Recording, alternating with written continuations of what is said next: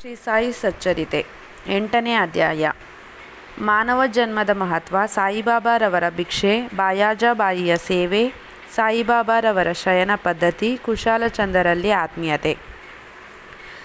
ಆ ಅಧ್ಯಾಯದಲ್ಲಿ ಹೇಮಾಡ ಪಂತರು ಮಾನವ ಜನ್ಮದ ಮಹತ್ವ ವಿವರಿಸಿ ಬಾಬಾರವರ ಆಹಾರ ಭಿಕ್ಷೆ, ಬಾಯಾಜಿಬಾಯಿಯವರು ಹೇಗೆ ಅವರ ಸೇವೆ ಮಾಡುತ್ತಿದ್ದರು, ಬಾಬಾರವರು ರಾತ್ರಿ ವೇಳೆ ಮಸೀದಿಯಲ್ಲಿ ಹೇಗೆ ನಿದ್ರಿಸುತ್ತಿದ್ದರು ಮತ್ತು ಕುಶಾಲಚಂದರನ್ನು ಹೇಗೆ ಪ್ರೀತಿಸುತ್ತಿದ್ದರು ಎಂಬುದನ್ನು ವಿವರಿಸಿರುತ್ತಾರೆ. ಮಾನವ ಜನ್ಮದ ಮಹತ್ವ. ಪ್ರಪಂಚದಲ್ಲಿ ಸ್ವರ್ಗ, ಮರ್ತ್ಯ, ನರಕ, ಪಾತಾಳ, ಸಾಗರ, ಗಗನ ಮತ್ತು ಇನ್ನಿತರ ಲೋಕಗಳು ಸೇರಿ ಆ ಪರಮಾತ್ಮನು ಕೋಟಿಗಟ್ಟಲೆ ಪ್ರಾಣಿಗಳನ್ನು ಮತ್ತು ಮಾನವರನ್ನು ಸೃಷ್ಟಿಸಿರುತ್ತಾನೆ. ಇವುಗಳಲ್ಲಿ ಪುಣ್ಯವೇ ಪ್ರಧಾನವಾಗಿದ್ದ ಜೀವಿಗಳು ಸ್ವರ್ಗವನ್ನು ಸೇರಿ ತಮ್ಮ ಕರ್ಮದ ಫಲವನ್ನು ಅನುಭವಿಸಿದ ನಂತರ ಮರ್ತ್ಯಲೋಕಕ್ಕೆ ಬರುತ್ತವೆ. ಯಾವುದರಲ್ಲಿ ಪಾಪವೇ ಪ್ರಧಾನವಾಗಿರುವುದೋ ಅವು ನರಕಕ್ಕೆ ಹೋಗಿ ತಮ್ಮ ಕರ್ಮಾನುಸಾರ ನರಕಯಾತನೆ ಅನುಭವಿಸುತ್ತವೆ. ಪಾಪ ಪುಣ್ಯಗಳು ಸಮತೂಗಿದಾಗ ಅವು ಭೂಲೋಕದಲ್ಲಿ ಮಾನವ ಜನ್ಮವನ್ನು ಪಡೆಯುತ್ತವೆ. ಈ ಒಂದು ಜನ್ಮದಲ್ಲಿ ನಮಗೆ ಪರಮಾತ್ಮನು ಮುಕ್ತಿ ಪಡೆಯಲು ಅವಕಾಶ ನೀಡುತ್ತಾನೆ. ಪಾಪ ಪುಣ್ಯಗಳಿಂದ ಮುಕ್ತರಾದವರಿಗೆ ಮೋಕ್ಷ ದೊರಕುತ್ತದೆ. ಆತ್ಮಗಳು ತಮ್ಮ ಕರ್ಮಾನುಸಾರ ಪೂರ್ವಜನ್ಮ ತಾಳುತ್ತವೆ. ಮಾನವ ದೇಹದ ಬೆಲೆ. ನಮಗೆ ತಿಳಿದಿರುವಂತೆ ಆಹಾರ, ನಿದ್ರೆ, ಹೆದರಿಕೆ ಮತ್ತು ಲೈಂಗಿಕ ಸಂಬಂಧ ಇವು 4 ಸಮಸ್ತ ಸೃಷ್ಟಿಗಳಿಗೂ ಸಾಮಾನ್ಯ. ಆದರೆ ಮಾನವನಿಗೆ ಯಾವ ಜನ್ಮದಲ್ಲಿಯೂ ಸಾಧ್ಯವಾಗದಂತಹ ಆ ಪರಮಾತ್ಮನನ್ನು ಹೊಂದಬಹುದಾದ ವಿಶೇಷವಾದ ಜ್ಞಾನದ ಸೌಲಭ್ಯವಿದೆ.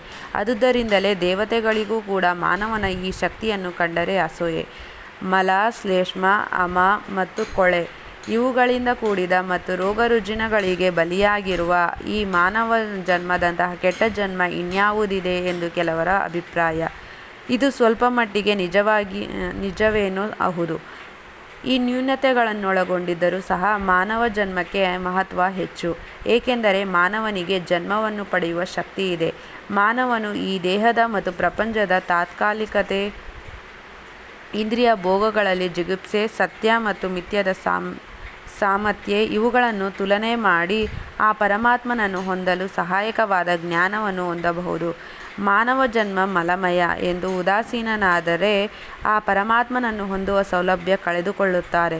ಇಂದ್ರಿಯ ಸುಖೋಪಭೋಗಗಳೇ ಲೇಸೆಂದು ಅತ್ತ ಕಡೆಗೆ ಮನಹರಿಸಿದರೆ ನರಕದ ಬಾಗಿಲು ಕಾದಿರುತ್ತದೆ. ಆದುದರಿಂದ ನಾವು ಕುದುರೆಯ ಮೇಲೆ ಕುಳಿತಿರುವ ಸವಾರನು ತಮ್ಮ ಗುರಿಯನ್ನು ಮುಟ್ಟಿ ಹಿಂತಿರುಗುವ ತನಕ ತನ್ನ ಕುದುರೆಯನ್ನು ಹೇಗೆ ಬಹಳ ಎಚ್ಚರಿಕೆಯಿಂದ ನೋಡಿಕೊಳ್ಳುತ್ತಾನೆಯೋ ಅದೇ ರೀತಿಯಲ್ಲಿ ನಾವು ನಮ್ಮ ದೇಹವನ್ನು ಕಾಪಾಡಬೇಕು. ಈ ಮಾನವ ಜನ್ಮದಲ್ಲಿ ಪರಮಾತ್ಮನನ್ನು ಕಾಣಲು ಅನುಕೂಲವಾಗುವಂತಹ ಆತ್ಮಜ್ಞಾನವನ್ನು ಪಡೆಯಲು ಶ್ರಮಿಸಬೇಕು. ಪರಮಾತ್ಮನು ಅನೇಕ ಪ್ರಾಣಿಗಳನ್ನು ಸೃಷ್ಟಿಸಿದ ನಂತರವೂ ಸಹ ತೃಪ್ತನಾಗಲಿಲ್ಲ. ಕಾರಣವೇನೆಂದರೆ ತನ್ನ ಕೆಲಸವನ್ನು ಹೊಗಳುವಂತಹ ಯೋಗ್ಯತೆ ಯಾವ ಪ್ರಾಣಿಗಳಿಗೂ ಸಹ ಇರಲಿಲ್ಲ. ಆದುದರಿಂದ ಅವನು ಬೇರೊಂದು ಜೀವವನ್ನು ಸೃಷ್ಟಿಸಬೇಕಾಯಿತು. ಅದಕ್ಕೆ ವಿಶೇಷವಾದ ಜ್ಞಾನಬಲವನ್ನು ಕೊಟ್ಟನು. ಈ ಹೊಸ ಸೃಷ್ಟಿಯೇ ಮಾನವ. ಆಗ ಮಾನವನಿಗೆ ತನ್ನ ಲೀಲೆಯನ್ನು ಹೊಗಳುವಂತಹ ಶಕ್ತಿ ಇದೆ ಎಂದು ತೃಪ್ತಿ ಹೊಂದಿದನು. ಆದುದರಿಂದ ಮಾನವ ಜನ್ಮವನ್ನು ಹೊಂದುವುದೇ ದುರ್ಲಭ. ಹಾಗೆ ಹೊಂದಿದ್ದರೆ ನಿಜಕ್ಕೂ ಅದೃಷ್ಟವೆನ್ನಬಹುದು. ಎಲ್ಲಕ್ಕಿಂತಲೂ ಶ್ರೇಷ್ಠವಾದುದು ಬಾಬಾರವರ ಚರಣಾರವಿಂದಗಳಿಗೆ ಸೇವೆ ಸಲ್ಲಿಸುವ ಸೌಲಭ್ಯ ದೊರಕಿರುವುದು. ಮಾನವನ ಕರ್ತವ್ಯ. ಮಾನವ ಜನ್ಮವು ಅಮೂಲ್ಯವಾದುದು. ಹುಟ್ಟಿದ ಮೇಲೆ ಸಾವು ಖಂಡಿತ ಎಂಬುದನ್ನು ಅರಿತ ಮೇಲೆ ನಾವು ನಮ್ಮ ಜೀವನದ ಗುರಿಯನ್ನು ಮುಟ್ಟಲು ಯಾವಾಗಲೂ ಹಾತೊರೆಯುತ್ತಿರಬೇಕು. ನಮ್ಮ ಶಕ್ತಿ ಮೀರಿ ಶ್ರಮಿಸಬೇಕು. ಸೋಮಾರಿತನ, ಆಲಸ್ಯ ಇವುಗಳನ್ನು ತಳ್ಳಿ ಜಡತನವನ್ನು ತ್ಯಜಿಸಿ ಹಗಲಿರುಳು ನಾವು ಪರಮಾತ್ಮನನ್ನು ಕುರಿತು ಧ್ಯಾನಿಸಬೇಕು. ಇದನ್ನು ಮಾಡಿದ್ದಲ್ಲಿ ಮಾನವನು ಕಾಡು ಪ್ರಾಣಿಗಳಿಗಿಂತಲೂ ಕೀಳಾಗುತ್ತಾನೆ. ಸಾಧು ಸಂತರ ಆಶ್ರಯ. ನಿಮ್ಮ ಗುರಿಯನ್ನು ಬೇಗನೆ ಸಾಧಿಸಬೇಕಾದರೆ ಆ ಪರಮಾತ್ಮನ ಸಾಕ್ಷಾತ್ಕಾರವನ್ನು ಹೊಂದಿರತಕ್ಕ ಸಾಧು ಸಂತರನ್ನು ಆಶ್ರಯಿಸಬೇಕು. ಧಾರ್ಮಿಕ ಪುರಾಣ ಕೇಳುವುದರಿಂದಲೂ ಧಾರ್ಮಿಕ ಗ್ರಂಥಗಳನ್ನು ಪಠಿಸುವುದರಿಂದಲೂ ಯಾವುದನ್ನು ಪಡೆಯಲು ಅಸಾಧ್ಯವೋ ಅಂತಹದನ್ನು ಈ ಪವಿತ್ರ ಆತ್ಮಗಳ ಸ್ನೇಹದಿಂದ ಪಡೆಯಬಹುದು. ಹೀಗೆ ದಿನಕರನು ಸಮಸ್ತ ತಾರಾಗಣಗಳ ಕಾಂತಿಗಿಂತ ಮಿಗಿಲಾದ ಬೆಳಕನ್ನು ಕೊಡಬಲ್ಲನು. ಹಾಗೆ ಸದ್ಗುರುವು ಸಮಸ್ತ ಧಾರ್ಮಿಕ ಗ್ರಂಥಗಳು ನೀಡಬಹುದಾದುದಕ್ಕಿಂತ ಮಿಗಿಲಾದ ಪಾರಮಾರ್ಥಿಕ ಜ್ಞಾನವನ್ನು ನೀಡಬಲ್ಲನು. ಅವನ ಚಲನವಲನಗಳೇ ನಮಗೆ ಮೃದುವಾದ ಮಾರ್ಗದರ್ಶನ ನೀಡುತ್ತವೆ. ಕ್ಷಮೆ, ತಾಳ್ಮೆ, ದಯೆ, ದಾನ, ಧರ್ಮ, ಇಂದ್ರಿಯ ನಿಗ್ರಹ ಶಕ್ತಿ ಇವುಗಳನ್ನು ಗುರುವು ಅಭ್ಯಾಸ ಮಾಡುವಾಗಲೇ ಶಿಷ್ಯರು ಅದನ್ನು ಪಾಲಿಸುತ್ತಿರುತ್ತಾರೆ. ಇದು ಅವರ ಮನಸ್ಸನ್ನು ಪಾರಮಾರ್ಥಿಕ ಜ್ಞಾನದೆಡೆಗೆ ಕೊಂಡೊಯ್ಯುತ್ತದೆ. ಶ್ರೀ ಸಾಯಿಬಾಬಾರವರು ಇಂತಹ ಒಬ್ಬ ಸಂತ ಸದ್ಗುರು.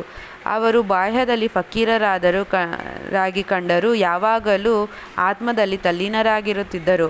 ಪರಮಾತ್ಮನನ್ನು ಅಥವಾ ದೈವತ್ವವನ್ನು ಕಾಣಬಹುದಾದ ಎಲ್ಲ ವಸ್ತುಗಳನ್ನು ಬಾಬಾ ಪ್ರೀತಿಸುತ್ತಿದ್ದರು.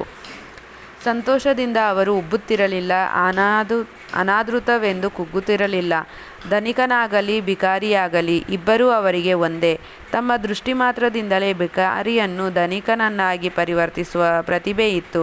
ಅಂತಹ ಬಾಬಾ ಶಿರ್ಡಿಯ ಪ್ರತಿ ಮನೆಯ ಬಾಗಿಲಿಗೂ ಹೋಗಿ ಭಿಕ್ಷೆ ಬೇಡುತ್ತಿದ್ದರು. ಅದು ಹೇಗೆಂಬುದನ್ನು ಈಗ ನೋಡೋಣ. ಬಾಬಾರವರ ಭಿಕ್ಷೆ. ಅಮ್ಮ, ನನಗೆ ಒಂದು ಚೂರು ರೊಟ್ಟಿ ನೀಡುವಿರಾ ಎಂದು ಬಾಬಾ ಪ್ರತಿ ಮನೆಯ ಬಾಗಿಲಿಗೆ ಹೋಗಿ ಭಿಕ್ಷೆ ಬೇಡುತ್ತಿದ್ದರು. ಬಾಬಾರವರಿಗೆ ನೀಡಿದವರೇ ಧನ್ಯರು. ಅವರು ಭಿಕ್ಷಾಪಾತ್ರೆಯನ್ನು ಹಿಡಿದುಕೊಂಡು ಜೋಳಿಗೆಯನ್ನು ಸಿಕ್ಕಿಸಿಕೊಂಡು ಪ್ರತಿ ಮನೆಯ ಬಾಗಿಲಿಗೂ ಹೋಗುತ್ತಿದ್ದರು. ಸಾಂಬಾರು, ಪಲ್ಯ, ಮಜ್ಜಿಗೆ, ಸಾರು ಮುಂತಾದವುಗಳನ್ನು ಪಾತ್ರೆಯಲ್ಲಿಯೂ, ಅನ್ನ ಮುಂತಾದ ಗಟ್ಟಿ ಪದಾರ್ಥಗಳನ್ನು ಜೋಳಿಗೆಯಲ್ಲಿಯೂ ಹಾಕಿಸಿಕೊಂಡು ಬರುತ್ತಿದ್ದರು. ಅವರಿಗೆ ಆಹಾರ ಪದಾರ್ಥಗಳ ಚಾಪಲ್ಯವಿರಲಿಲ್ಲ. ಕೊನೆಗೆ ಭಿಕ್ಷೆ ಬೇಡಿ ತಂದ ಎಲ್ಲ ಪದಾರ್ಥಗಳನ್ನು ಬೆರೆಸಿ ಮನೆದೆಣೆಯುವಂತೆ ತಿನ್ನುತ್ತಿದ್ದರು. ಒಂದೊಂದು ದಿನ ಮಧ್ಯಾಹ್ನ 12 ಗಂಟೆವರೆಗೆ ಭಿಕ್ಷೆ ಬೇಡುತ್ತಿದ್ದರು. ಅವರು ತಿನ್ನುವಾಗ ನಾಯಿ, ಬೆಕ್ಕು, ಕಾಗೆಗಳು ಸಹ ಅವರೊಡನೆ ಬಂದು ತಿನ್ನುತ್ತಿದ್ದವು.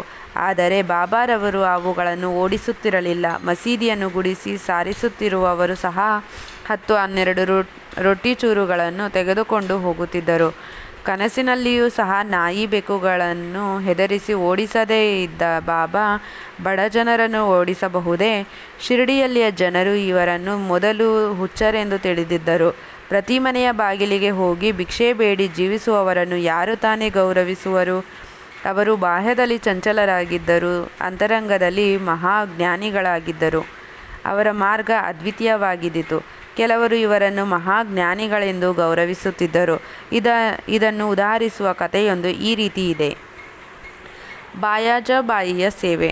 ತಾತ್ಯಾಕೋತೆಯವರ ಮಾತೆ ಬಾಯಾಜಾಬಾಯಿಯವರು ಸ್ವಲ್ಪ ರೊಟ್ಟಿ, ನೀರು ತೆಗೆದುಕೊಂಡು ಕಾಡಿಗೆ ಪ್ರತಿದಿನವೂ ಹೋಗುತ್ತಿದ್ದರು. ಸ್ವಲ್ಪ ಹೊತ್ತು ಅಲೆದ ನಂತರ ಈ ಫಕೀರನನ್ನು ಸಂಧಿಸುತ್ತಿದ್ದರು. ಹೀಗೆ ಸಂದರ್ಶಿಸಿದ ತಕ್ಷಣ ಅವರಿಗೆ ಎಲೆ ಹಾಕಿ ಊಟಕ್ಕೆ ಬಡಿಸುತ್ತಿದ್ದರು. ನಂತರ ಬಲವಂತ ಮಾಡಿ ಊಟ ಮಾಡಿಸುತ್ತಿದ್ದರು. ನಿಜವಾಗಿಯೂ ಅವರ ನಂಬಿಕೆ, ಸೇವೆ ಅಗಾಧವಾಗಿದ್ದಿತು. ಈ ಸೇವೆಗೆ ಪ್ರತಿಫಲವಾಗಿ ಅವರ ಮಗನಿಗೆ ಬಾಬಾ ಅಮೂಲ್ಯ ಆಶೀರ್ವಾದ ಕೊಟ್ಟರು. ತಾಯಿ ಮತ್ತು ಮಗ ಇಬ್ಬರಿಗೂ ಬಾಬಾರವರೆಂದರೆ ಪಂಚಪ್ರಾಣ. ಬಾಬಾರವರು ಅನೇಕ ಸಾರಿ ಅವರಿಗೆ ಈ ತಿರುಕನೇ ದೇವರ ಅವತಾರ ಎಂದು ಹೇಳುತ್ತಿದ್ದರು. ಸ್ವಲ್ಪ ದಿನಗಳ ನಂತರ ಬಾಬಾರವರು ಕಾಡಿನಲ್ಲಿ ನೆಲೆಸುವುದನ್ನು ಬಿಟ್ಟು ಊರಲ್ಲಿ ಬಂದು ನೆಲೆಸಿದರು. ನಂತರ ಬಾಯಾಜಾಬಾಯಿಯವರಿಗೆ ಕಾಡಿನಲ್ಲಿ ಅಲೆಯುವ ಕಷ್ಟ ತಪ್ಪಿತು. ತ್ರಿಮೂರ್ತಿಗಳ ಶಯನ. ಯಾರ ಅಂತರಾತ್ಮದಲ್ಲಿ ಪರಮಾತ್ಮನು ವಾಸಿಸುವನೋ ಅಂತಹ ಸಂತರೇ ಧನ್ಯರು.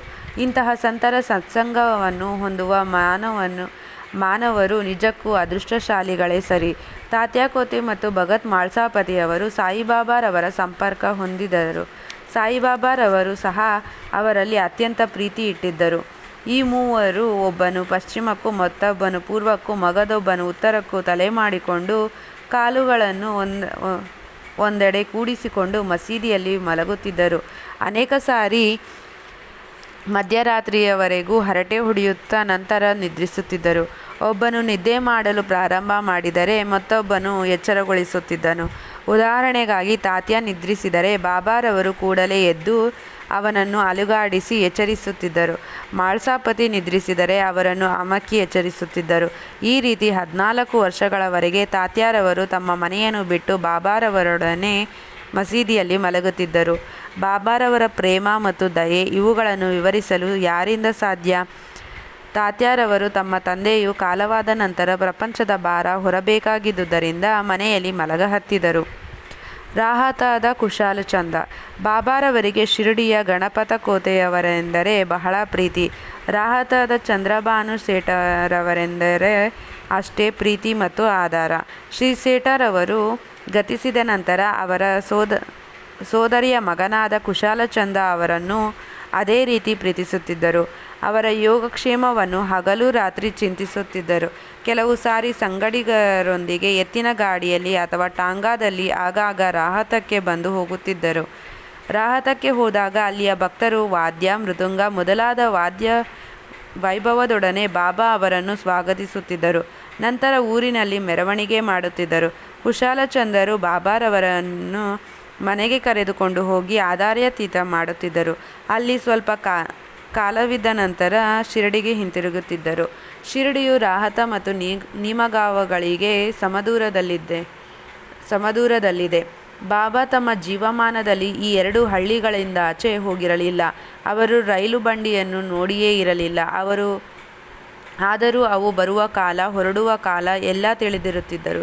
ಶಿರಡಿಯಿಂದ ಹೊರಡುವ ಸಮಯದಲ್ಲಿ ಬಾಬಾ ಅವರ ಆಜ್ಞಾನುಸಾರ ವರ್ತಿಸಿದವರಿಗೆ ಪ್ರಯಾಣ ಸುಗಮವಾಗುತ್ತಿತ್ತು. ಉಳಿದವರಿಗೆ ಎಡುರುತೊಡರುಗಳು ಸಾಮಾನ್ಯವಾಗಿ ಸಂಭವಿಸುತ್ತಿದ್ದವು. ಈ ವಿಚಾರವನ್ನು ಮುಂದಿನ ಅಧ್ಯಾಯದಲ್ಲಿ ನೋಡೋಣ. ಶ್ರೀ ಸಾಯಿ ಪ್ರಣಾಮ.